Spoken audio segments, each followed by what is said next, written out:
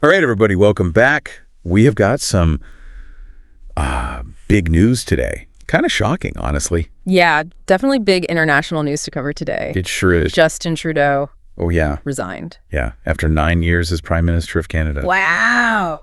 So if you guys want to stay ahead of the curve when it comes to global events, you know what to do. Hit that subscribe button. Yeah, hit that subscribe button and stick with us. This is huge news. It really is a major turning point in Canadian politics. Totally. And, with Canada being so close to the U.S., this is something that's going to be felt way beyond just their borders. Absolutely. And, it was a surprise to a lot of people. For sure. But at the same time, there were signs that things weren't, totally smooth sailing within his own party. Right. And Trudeau actually even said, oh, yeah, if I'm having to fight internal battles, I cannot be the best option.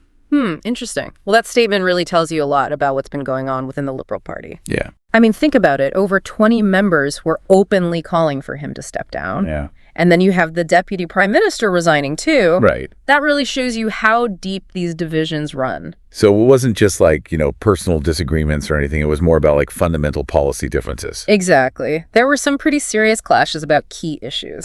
Like what? Well, for one thing, some people felt Trudeau wasn't being tough enough on climate change. Oh, right. They wanted him to push for way stricter emission cuts and really crack down on certain industries. I see.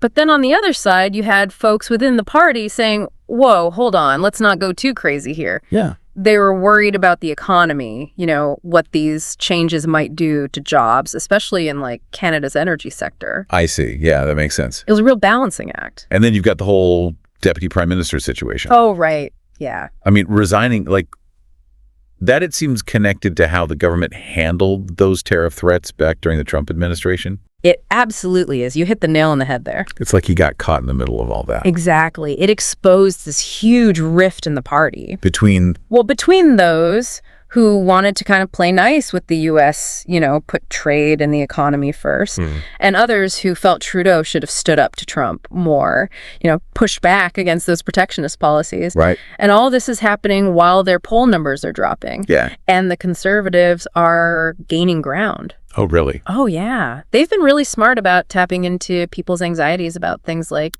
the cost of housing going up. It is crazy how expensive it's gotten. And everything else, too. I mean, groceries, gas, it feels like everything. Yeah, and the Conservatives are saying, hey, we have different solutions, solutions that will actually help you. Huh. So they're really connecting with people on that level. They are. And this is where it gets real for the average Canadian right.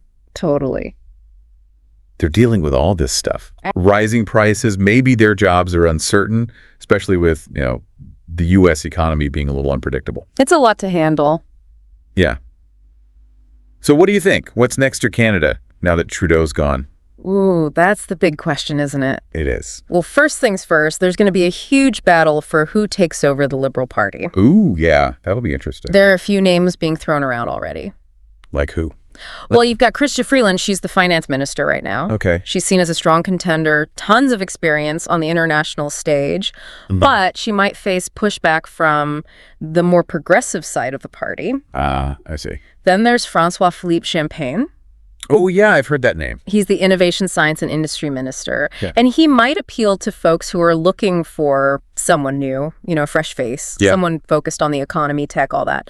But he's not really been tested in the political arena, Interesting. So yeah, whoever wins that leadership race, it's going to have a massive impact on where Canada goes from here. It's a lot to think about, and they don't have a ton of time either. Right. I mean, the next election is October 20th, 2025. That's right.